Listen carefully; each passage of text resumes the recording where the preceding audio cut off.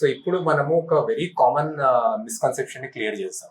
Like ఏంటంటే దెబ్బ తాకితే చాలా మంది ఎట్లా వస్తారంటే సార్ దెబ్బ తాకి ఏం చేసినాం అంటే జెండు బాంబు పెట్టినా, వేడి కాపడం పెట్టినా, మసాజ్ చేసినా.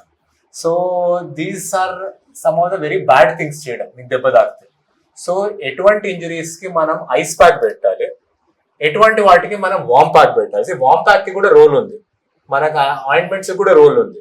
కానీ దెబ్బ తాకితే ఏం చేయాలి, మనకి లేకుంటే ఏం చేయాలి, ఎటువంటి పెయిన్ ఏం చేయాలి అనేది మన ఫిజియోథెరపిస్ట్ మేడం ఎక్స్ప్లెయిన్ చేస్తారు. సో మనం లైక్ ఒక పర్సన్ కి దెబ్బ తాకింది అనుకోండి, సపోజ్ చేతికి బ్లంట్ ఫోర్స్ ఇంజరీ తాకింది అంటే యాంకిల్ ట్విస్ట్ వాష్ ఉంది. సో అటువంటి అప్పుడు ఐస్ పెట్టాలా, కోల్డ్ హాట్ ప్యాక్ పెట్టాలా? అలాంటి టైంలో మనము ఐస్ ప్యాక్ యూస్ చేస్తేనే బెస్ట్. సో ఇంజరీ ఏదైతే 24 hours 48 hours లో ఏదైతే చిన్న injury what ever blunt force injury are ఏదైనా దెబ్బ తాకినప్పుడు, యాంకిల్ ట్విస్ట్ అయినప్పుడు అలాంటి టైంలో మనం ఐస్ ప్యాక్ యూస్ చేస్తేనే బెస్ట్. దాంతో ఏమవుతుందంటే that ice pack creates construction to the blood vessels.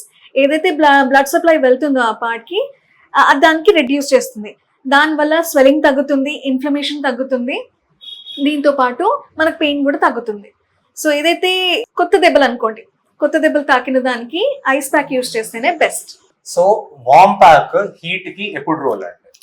So మనకు అనుకోండి ఏదైతే పాత పెయిన్స్ ఉన్నాయనుకోండి, మనకి back pain similar to kind 6 months, ఏదైతే మనకి మజిల్ పెయిన్ అలాంటి వాటికి సోర్నెస్ ఉన్న దానికి మనం హీట్ ప్యాక్ యూస్ చేస్తే బెస్ట్. మసాజెస్ కి ఏమైనా రోల్ ఉందా? సో మసాజ్ సార్ కొంతమంది I will tell my own experience. What happened is there is ఒక పేషెంట్ వచ్చారు, అమ్మ నాకు దెబ్బ తాకిన దానికి జస్ట్ లిఫ్ట్ లో వెళ్ళేటప్పుడు నాకు షోల్డర్ కి దెబ్బ తాకింది. సో నేను ఏం చేశానంటే జెండు బాంబు పెట్టాను, దాని తర్వాత కొంచెం సేపు అయిన తర్వాత ఆయిల్ పెట్టి మసాజ్ కూడా చేశానని చెప్పారు. దాంతో పెయిన్ తగ్గలేదు, కానీ పెయిన్ మరీ ఇట్ గాట్ వర్సన్, స్వెల్లింగ్ ఎక్కువైపోయింది. అసలుకి తను టచ్ చేసినా కూడా పెయిన్ వచ్చేది తనకు. సో ఎప్పుడైతే అలాంటి ఫ్రెష్ ఇంజరీ అవుతుందో మసాజ్ లాంటిది, ఆయిల్ పెట్టడం లాంటిది, జెండు బాంబు పెట్టి రాయడం కానివ్వండి, అలాంటిది ఎప్పుడు చేయకూడదు. మీ పెయిన్ తగ్గించడం కాకుండా మీరు దానికి మళ్ళీ వర్స్ చేస్తారు, కానీ అలాంటి మాత్రం చేయకండి.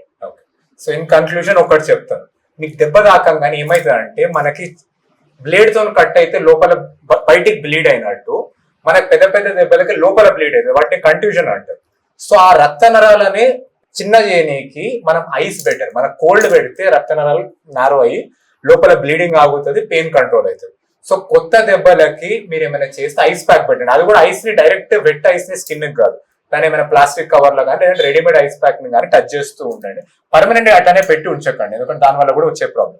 హీట్ ఎప్పుడు అంటే దెబ్బ తాకని వాటికి, అంటే బ్లీడింగ్ ఛాన్స్ లేని వాటికి, అంటే చాలా రోజుల నుంచి బ్యాక్ ఎక్కువ అట్లాంటి వాటికి హీట్ పెట్టండి. అండ్ మసాజ్ లాంటిది ఏమైనా కావాలంటే ఎన్నో విధాలు ఉంటాయి, దాన్ని మ్యానిపులేట్ చేయండి, మాన్యువల్ థెరపీ అంటారు అవన్నీ. కానీ అవన్నీ మీరు సెల్ఫ్ గా చేయకండి, ఏ ట్రైనింగ్ లేని వాళ్ళతో చేయకండి. ఎందుకంటే ఏ డైరెక్షన్ లో చేయాలి, ఎంత ప్రెషర్ పెట్టాలి, ఇవన్నీ మనకి ఫిజియోథెరపిస్ట్ కి తెలిసి ఉంటుంది, వాళ్ళకి through there training and years of experience. So massage అనేది ఫిజియోథెరపిస్ట్, మసాజ్ అనేది యాక్చువల్లీ మసాజ్ కాదు, మాన్యువల్ థెరపీ ఇట్లాంటివి మీ ఫిజియోథెరపిస్ట్ త్రూనే గైడెన్స్ త్రూ చేయాలి. అది మీరు సెల్ఫ్ గా చేసుకోవద్దు, ఆర్ ఇంకెవరితో ట్రైనింగ్ లేని వాళ్ళతో చేయించుకోవద్దు. Thank you.